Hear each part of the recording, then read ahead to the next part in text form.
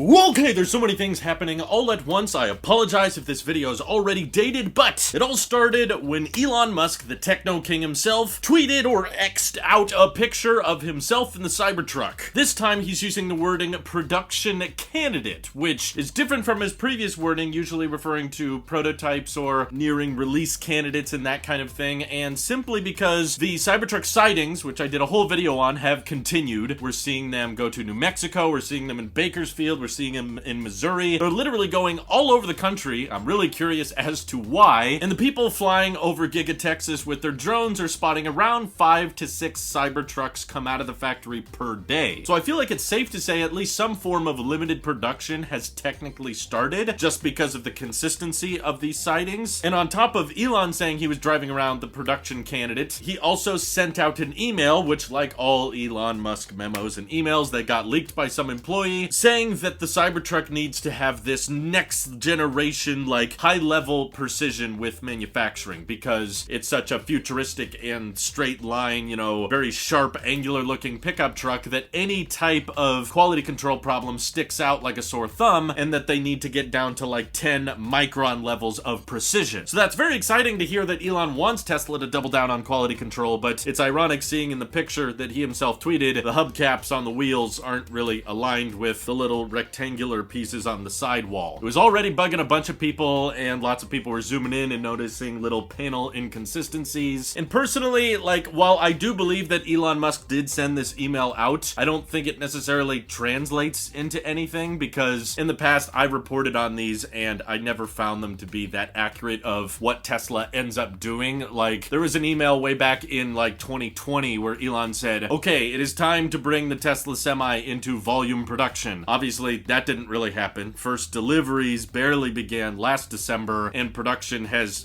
definitely not been in volume. It's been very, very low. Despite the fact that he went out and told everybody that, yes, it's time to enter volume production. So I wouldn't put too much credit in this email and say, oh, this means Tesla's gonna solve all of their build quality issues. In my opinion, what's far more likely is he tells everyone there's gotta be 10 micron level precision. They try to do that and the yields aren't good enough, and they end up having to push a bunch of Cybertrucks out of the way and say, well, doesn't reach our standard of excellence. And then Tesla goes, okay, we're wasting too many Cybertrucks, so let's just fudge our standards a little bit and let the service teams deal with all of this, because what matters more to the company than that extreme level of precision is going to be delivering as many trucks as possible and collecting as much revenue as possible. I hope I'm wrong. I really do hope that the Cybertruck can have next generation level precision because it's such a high-end vehicle that's so angular and so different. I do agree with Elon there. Any type of panel gap or panel asymmetricality does stick out like a sore thumb, like it did in his post. But that's not really what I want to talk about, because genuinely I feel like most Tesla customers just sort of accept slight little build quality problems like that. Like, as long as the vehicle drives and works and doesn't have like horrible wind noise and everything functions without too much rattling, we all put up with that because the vehicles are just so much fun to drive and ride around in. But where it really gets interesting is these new sightings as of today. We're able to look inside someone driving around the Cybertruck, and we can actually see some kind of interior ambient lighting. At least in these photos, it appears to be kind of a red line going along all the doorways, even into the back seats of the Cybertruck, but certainly going behind the woke and behind the center display, which has something else really, really cool. As someone is pulling forward in what looks like, you know, parallel parking job, they're actually able to see the front-facing camera on the Cybertruck, which has kind of been an open secret for a while. Whenever they had prototypes out on display, people could zoom in and see a little front-facing camera right beneath the front bumper, and now it just appears that we're seeing a little bit of the UI showcase what those cameras are going to look like on that display. This is something Teslas have never had before. Like, you're pulling into a parking space and now they're going to show you the front, I guess, when you're pulling forward. So of course that's really exciting in itself, that the Cybertruck to, I'm guessing, have some kind of luxurious impression, is going to have ambient lighting, hopefully that changes colors depending on what you're doing and can animate. You know, I could see the lights pulsating when you accelerate or change color depending on what drive mode you're in or something like that. Fart mode should definitely have some kind of ambient lighting effect, I would hope. It also definitely makes me think that the Project Highland Model 3 is going to have some kind of ambient lighting, because the Cybertruck is meant to be a, you know, reasonably high volume vehicle over time, definitely not right up front. But if the goal of Project Highland is to reinvigorate a bunch of people's interest in the Model 3 and make a ton of people go, wow, this car looks really, really cool and futuristic, ambient lighting, you know, flash flashy light show with updated taillights and everything, that's definitely a great way to get a bunch of people's attention. It captures eyes. It's typically not even that expensive of a thing to implement. There's got to be electronics and lighting in the doors anyway, so my hope is that, yes, the Cybertruck interior is going to have some awesome ambient lighting, and so will the Project Highland Model 3. But that's not even the most exciting thing, right? Because we've always been talking about leaks and rumors and sightings for the past 4 years of Cybertruck videos on this channel, but today is the first day we're actually seeing confirmation of some sort of delivery event. Even as slight as it may be, this is not a source, this is not some insider at Tesla claiming they know somebody. This is directly within the Tesla app. You can go on there right now and find this option in the referrals section for the Cybertruck delivery event. They are charging 30,000 credits for anybody to get invited to this event and have a +1 come along with them. And in case you're wondering, like, can I buy my way into the Cybertruck delivery event? Yes, you can. It's only $120,000. It's very simple, actually. All you have to do is use your own Tesla referral code. I'm assuming you have a Tesla. If you don't, this is going to be a little more expensive. But you just got to order 3 Model 3s, which are only $40,000 a piece, with your own code, and then you'll get 10,000 credits per delivery. And then with those 30,000 credits, you can go to the delivery event and have a +1. You don't get a Cybertruck at the end of it. You just get 3 Model 3s, which is kind of cool, but also somewhat expensive way to get in. So I guess the next stage, which I'm sure many of you have already tried doing, e-begging. Go to all of your favorite YouTubers and Tesla enthusiasts, both on X and on YouTube, and literally beg them on your hands and knees to bring you along to the Cybertruck delivery event, which will be in Austin, Texas, at an undisclosed date.